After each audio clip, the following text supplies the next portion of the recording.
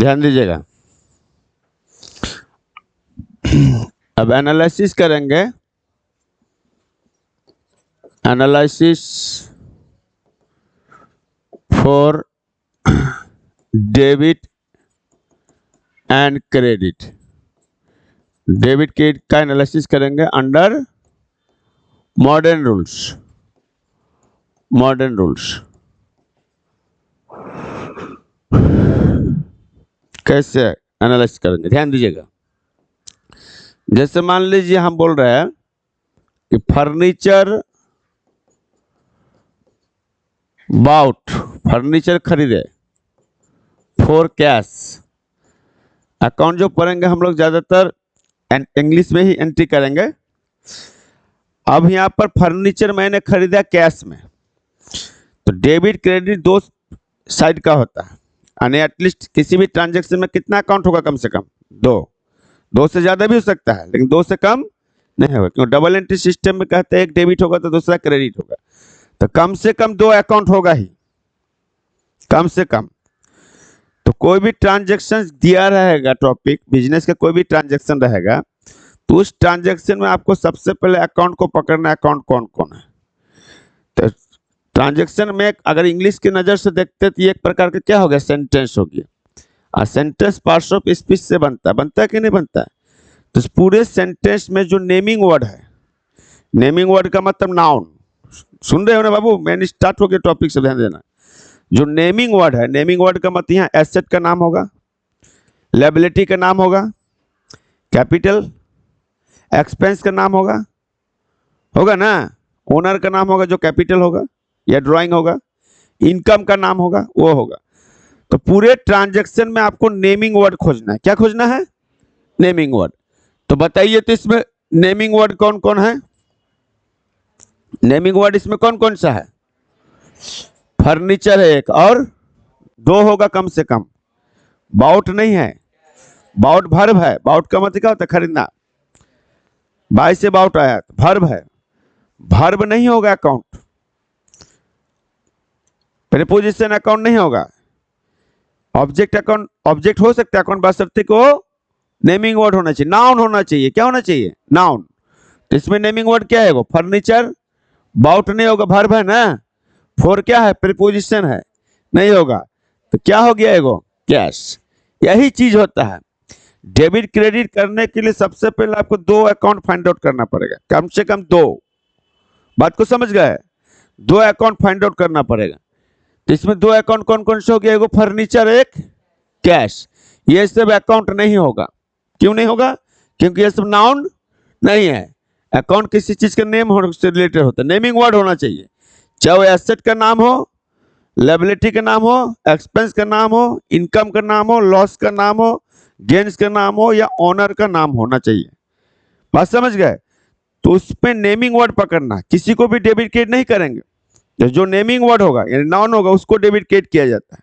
तो अगर यहाँ पकड़े नहीं पाए कौन सा नेमिंग वर्ड है, तो फिर तो अब बाउट को भी डेबिट क्रेडिट कर दोगे, फोर को भी कर दोगे। मैंने बात नहीं समझ रहे हम क्या बोलना चाह रहे हैं। तो ये फर्नीचर और कैश क्या हो गया, नेमिंग अकाउंट होगा, दो अकाउंट हो गए। तो एक हो गया फर्नीचर अकाउंट, एक हो गया फर्नीचर अकाउंट, और एक हो गया कैश अकाउंट। अब ये दोनों को मैं किसी एक को डेबिट करेंगे, किसी एक को, तो याद रखना एक डेबिट होगा तो दूसरा अपने आप क्रेडिट हो जाएगा, और एक क्रेडिट होगा तो दूसरा क्या होगा, डेबिट होगा। हम लोग बच्चा को बताते हैं कि मान लीजिए एक सिक्का उछाले और ऊपर में हेड गिरा है, तो नीचे में क्या होगा। अगर कोई गधा बथा आदमी उल्टा के देखता है नीचे क्या है, सिक्का को उल्टा कर, तो क्या हो गया, गधा बथा हुआ ना रे। उसको नहीं पता कि सिक्का में दो एगो होता है, घटना एगो हेड एगो, तो ऊपर में हेड दिख रहा है तो नीचे क्या होगा, और ऊपर टेल दिखेगा तो नीचे क्या होगा, होगा ही। उसी तरह अकाउंट में डेबिट क्रेडिट होता है, तो एक डेबिट होगा तो दूसरा ऑटोमेटिकली क्रेडिट हो जाएगा। अगर दो अकाउंट है उसमें एक डेबिट होगा तो दूसरा क्या होगा, क्रेडिट। तो आप पहचानिए ये दोनों है क्या, फर्नीचर और कैश है क्या, क्या है फर्नीचर कैश, एसेट है ना, लायबिलिटी है ना, इनकम है ना, एक्सपेंस, क्या है ये, एसेट्स है। ये दोनों क्या है, एसेट्स है। एसेट्स है तो एसेट वाला नियम बैठेगा, एसिड वाला नियम अगर मॉडर्न रूल्स पर बैठाते हैं, मॉडर्न रूल्स पर ज्यादा पढ़ना है, तो मॉडर्न रूल्स में अभी भी क्या बताया, एसिड बढ़ेगा तो क्या होगा, एसिड को डेबिट करेंगे, एसिड बढ़ेगा तो एसिड को डेबिट करेंगे, एसिड घटेगा तो एसिड को क्रेडिट करेंगे। यहाँ फर्नीचर खरीदे कैश में तो क्या बढ़ेगा क्या घटेगा, फर्नीचर का वैल्यू बढ़ेगा, कैश का वैल्यू, तो कौन डेबिट होगा, फर्नीचर। तो फर्नीचर अकाउंट क्या हो गया मेरे यहाँ पर, डेबिट हो गया, समझ गए। कैश अकाउंट क्या हो गया, क्रेडिट हो गया, समझ में आ रहा है। इस तरीके से हम लोग डेबिट क्रेडिट के क्या करते हैं, एनालाइज करते हैं। 2 अकाउंट हो गए कम से कम, अभी हम लोग 5-6 दिन एनालिसिस पर चलेंगे, जब पूरा एनालाइज हो जाएगा तब सिखाएंगे हम एंट्री करना जर्नल में, बात समझ गए, इसे मिस मत करोगे। तो याद रखो सबसे पहला टॉपिक क्या था, सबसे पहले जो ट्रांजैक्शन दिया रहेगा, बिजनेस का जो ट्रांजैक्शन है उसमें से अकाउंट को खोजना है, कम से कम 2 अकाउंट होगा, कभी कभी छुपा भी रहता है, देखना पड़ेगा आपको। तो 2 अकाउंट कम से कम होगा, 2 से ज्यादा भी हो सकता है, पहले तो हम अभी शुरुआत बता रहे थे 2 वाला बताएंगे, तो 2 अकाउंट कम से कम होगा ही। और अभी सेंटेंस में, पूरा सेंटेंस में कौन अकाउंट होगा, जो नाउन होगा, जो क्या होगा, नाउन होगा। अब देखिए हम आगे बढ़ते हैं, दूसरा टॉपिक है Ram started business, Ram started business with cash, Ram ने कैश के साथ क्या किया, बिजनेस शुरू किया। राम नकद से व्यवसाय प्रारंभ किया, राम नकद से क्या किया, व्यवसाय प्रारंभ किया। अब आप लोग बताओ इसमें कौन कौन अकाउंट होगा, पहले बताओ तो। राम होगा बिल्कुल सही, और कैश होगा, बिल्कुल सही बात बोले। एक अकाउंट कौन होगा, राम, और एक अकाउंट क्या होगा, कैश। स्टार्टेड अकाउंट नहीं होगा, वर्ब है, समझ गए ना, बिजनेस में अकाउंट नहीं होगा। एक राम अकाउंट होगा, एक कैश अकाउंट होगा, क्लियर। अब इसमें से कोई एक डेबिट क्रेडिट होगा। पिछले वाला टॉपिक में तो दोनों संपत्ति था, यहाँ तो दोनों संपत्ति नहीं है, यहाँ एगो कैश क्या है, कैश क्या है, कैश एसेट है, और राम कौन है, राम कौन होगा, राम से अकाउंट, राम बिजनेस के लिए कौन है, बिल्कुल सही बोले, ओनर है। राम ओनर किसको कहते हैं, जो किसी बिजनेस को शुरू करता है या बिजनेस में पूंजी लगाता है, वो ओनर हो गया। तो राम यहाँ ओनर है, तो राम क्या हो गया, ओनर। ओनर के नाम से कौन सा अकाउंट होता है, कैपिटल। ओनर का नाम नहीं लिखते, क्या लिखते हैं, कैपिटल लिखते हैं। तो राम के जगह में कौन सा अकाउंट यूज होगा, कैपिटल अकाउंट। मैं बार बोला, ओनर के नाम से 2 अकाउंट होता है, ओनर का कितना अकाउंट होता है, 2 अकाउंट होता है। ओनर का रिप्रेजेंट करता है, एक हो गया आपको कैपिटल अकाउंट, और एक हो गया आपको ड्रॉइंग्स अकाउंट। तो जब पूंजी लगाएगा तो कौन सा अकाउंट यूज करेंगे, कैपिटल। और जब पूंजी निकाल लेगा दुकान से तो कौन सा अकाउंट यूज होगा, ड्रॉइंग। ओनर के जगह पर ओनर का नाम नहीं लिखेंगे, उसका रिप्रेजेंटेटिव अकाउंट होगा, रिप्रेजेंटेटिव पर्सनल अकाउंट हो गया। आप बोलेंगे सर यहाँ तो पिछले टॉपिक में तो दोनों एसेट था, तो आराम से बैठा दिए, इसमें कैसे करेंगे, पहले जो एसेट है एसेट वाला हिसाब करो। तो एसेट कौन है इसमें, कैश, एसेट कैश है, बिल्कुल सही बोले। तो अगर हम बिजनेस में कैश लगा रहा है, राम अगर बिजनेस में कैश लगाएगा, शुरू किया तो मतलब कैश इन्वेस्ट किया ना, तो बिजनेस में कैश बढ़ेगा या घटेगा, बढ़ेगा, बिल्कुल सही। कैश क्या हो जाएगा, बढ़ेगा। और कैश बढ़ेगा तो कैश को क्या करते हैं हम लोग, तो कैश अकाउंट क्या हो जाएगा, डेबिट, क्योंकि कैश क्या है, संपत्ति है, और संपत्ति बढ़ने पर संपत्ति को क्या करो, डेबिट। अब 2 अकाउंट कैश डेबिट होगा तो कैपिटल क्या होगा, क्रेडिट होगा ऑटोमेटिकली।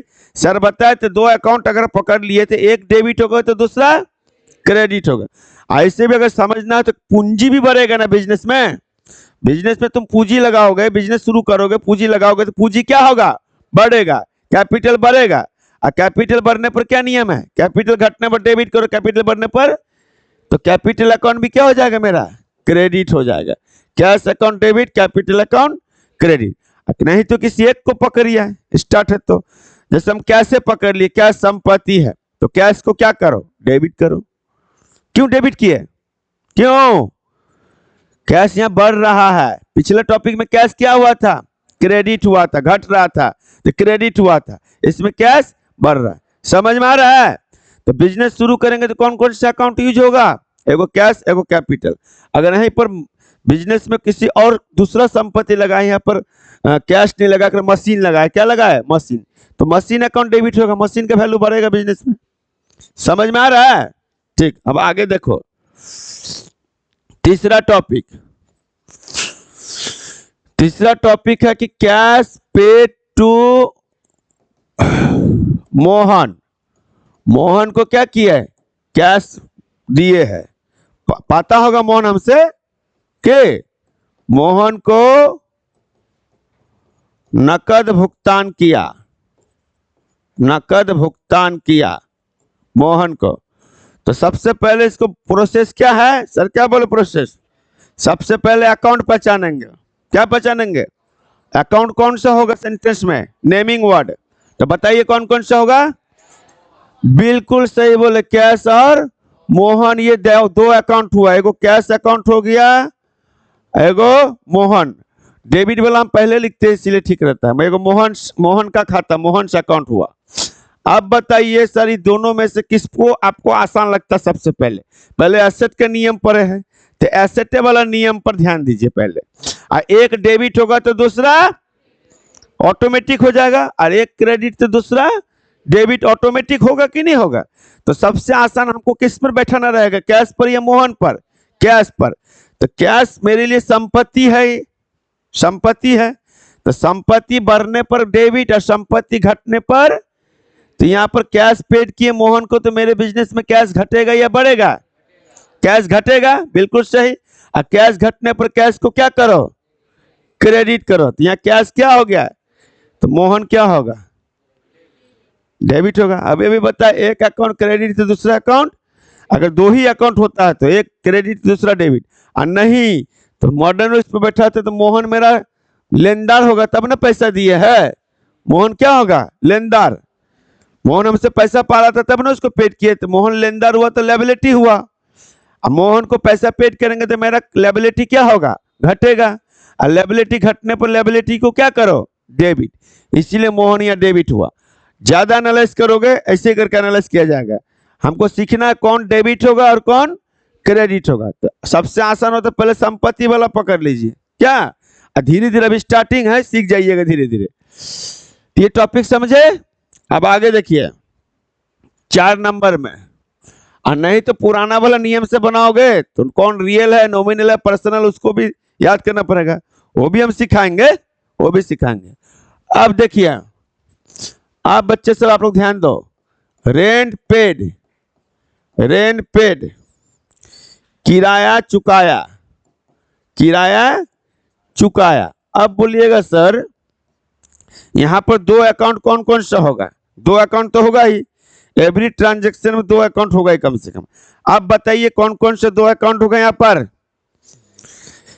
एगो तो रेंट आपको दिख ही रहा है क्योंकि ये खर्चा है, क्या है ये, खर्चा का नाम है, तो ये अकाउंट होगा। और दूसरा अकाउंट पेड, तो अकाउंट नहीं होगा।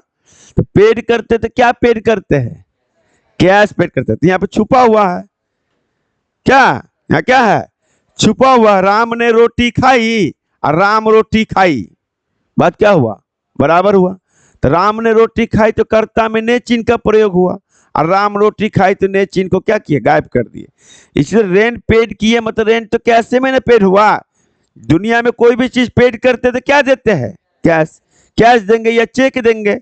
तो साइलेंट रहेगा तो जनरली लोग समझेगा कैसे दिया। तो यहाँ पर एक अकाउंट हिडन है, छुपा हुआ है, आपको समझना पड़ेगा। पेड जब वर्ड है तो कैसे होगा ना,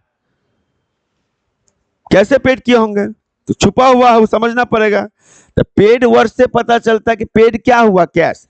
तो यहाँ एक अकाउंट क्या हो गया, रेंट, पहला अकाउंट रेंट हुआ, दूसरा अकाउंट कैश हुआ।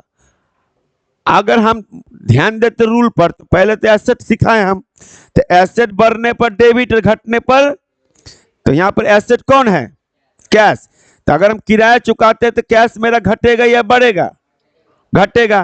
तो कैश को क्या करेंगे? क्रेडिट। तो कैश मेरा क्या हो जाएगा बाबू यहाँ पर? क्रेडिट। तो कैश क्रेडिट तो रेंट क्या होगा? ऑटोमेटिकली रेंट क्या हो जाएगा? डेबिट हो जाएगा। क्योंकि अभी बताया तो एक सिक्का को उछालते ऊपर हेड नीचे, और जो उल्टा के देखा तो सबसे बड़ा बुर्बक है ना जी। हाँ, और नहीं तो समझना है तो समझ सकते हैं, रेंट मेरे लिए पेड किए तो खर्चा हुआ, रेंट पेड किए तो क्या हुआ? खर्चा हुआ। और खर्चा बढ़ेगा। अगर हम रेंट पेड करते तो खर्चा बढ़ता है या घटता है? घटता। खर्चा घटेगा। रेंट पेड करेंगे तो खर्चा बढ़ेगा। दुनिया में कोई भी चीज पेड करोगे तो आपका खर्चा क्या होगा? बढ़ेगा ना जी। और खर्चा बढ़ने पर क्या करो? डेबिट। तो अभी इनिशियल स्टेज में पहले एसेट पर लेके चलो, 2 अकाउंट का। आज 2 अकाउंट होगा, फिर 3 गो अकाउंट होगा, 4 गो अकाउंट होगा, उससे बता रहे हैं। समझ गए? अब आपका बारी है, आप बताओगे। अब बताइए, salary paid to and salary paid to Mohan. Mohan is an employ है। एक क्या है? मोहन एक एम्प्लॉय है, मतलब कर्मचारी है। इतना तो समझ होगा ना व्हाट्सएप इंग्लिश में। बोला सैलरी क्या किए? मोहन को पेड किए, जो कि एक क्या है? जो कि एक हु इज एन एम्प्लॉय, जो एक कर्मचारी है। अब बताओ यहाँ कौन कौन सा अकाउंट होगा? कैश अकाउंट तो होगा ही, डेफिनिट है। पेड हुआ तो कैश अकाउंट होगा ही, और मोहन अकाउंट आपको लग रहा मोहन अकाउंट होगा, और सैलरी अकाउंट बोल लग रहा नहीं ना? है सैलरी अकाउंट है। तो अब यहां पर मेन रहस्य को ध्यान दीजिएगा।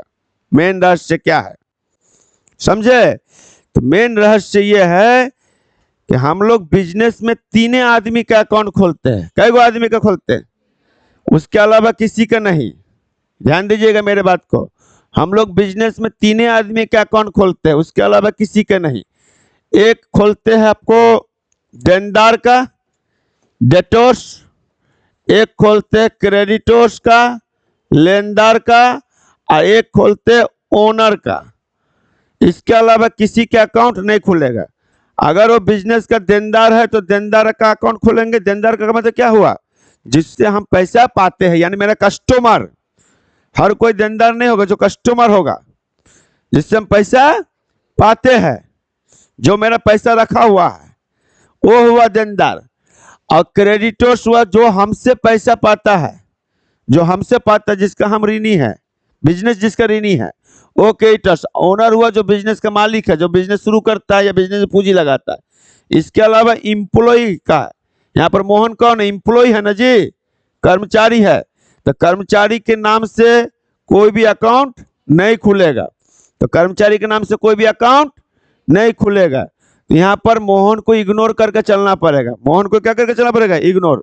तो मोहन के नाम से कोई भी अकाउंट नहीं खुलेगा। कोई भी कर्मचारी हो, कर्मचारी का रजिस्टर बुक अलग होता है। ह्यूमन रिसोर्स मैनेजमेंट का एक पार्ट होता है जिसमें रजिस्टर बुक में अलग से नाम लिख के उसका ब्यौरा रखते हैं।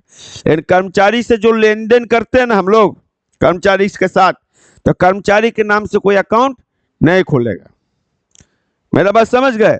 कर्मचारी के नाम से कोई अकाउंट नहीं खुलेगा। लेकिन कर्मचारी अगर बिजनेस से लोन लिया है, बिजनेस से कर्जा लिया है, तो उसके नाम से लोन अकाउंट खुलेगा, उसके नाम से लोन अकाउंट खुलेगा।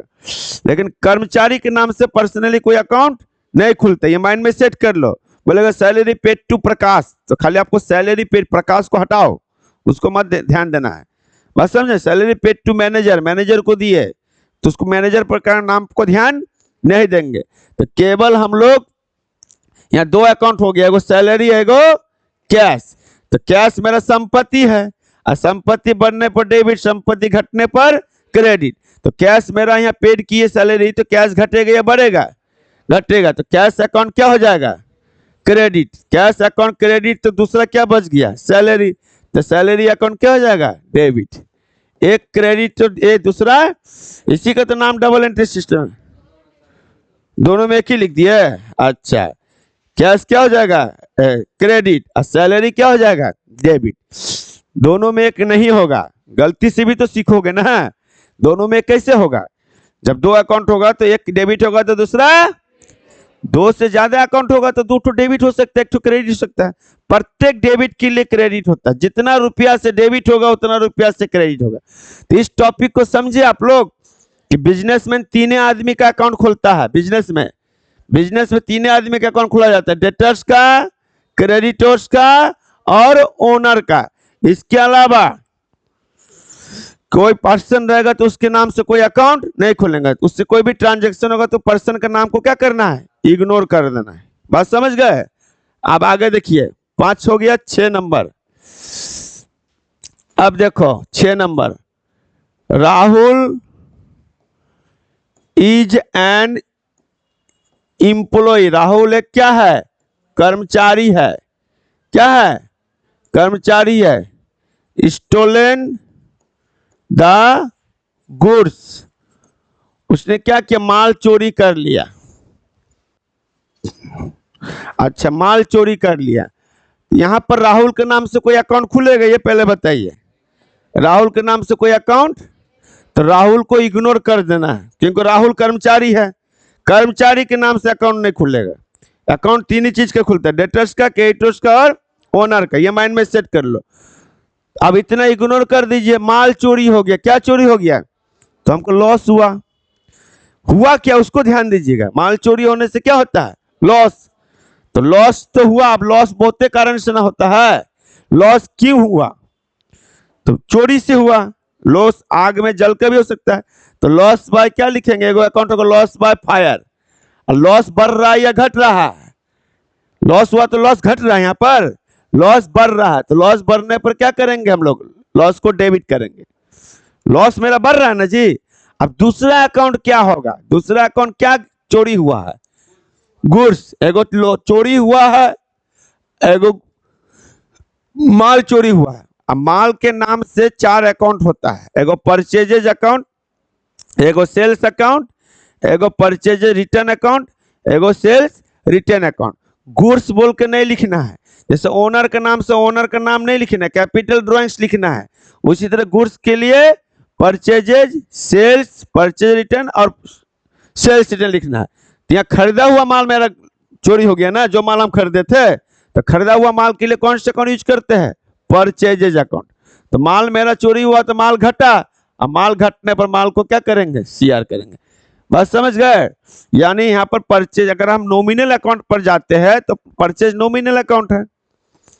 तो खरीदे थे तो खर्चा बढ़ा, अब वो खर्चा किस में कन्वर्ट हो गया, लॉस में।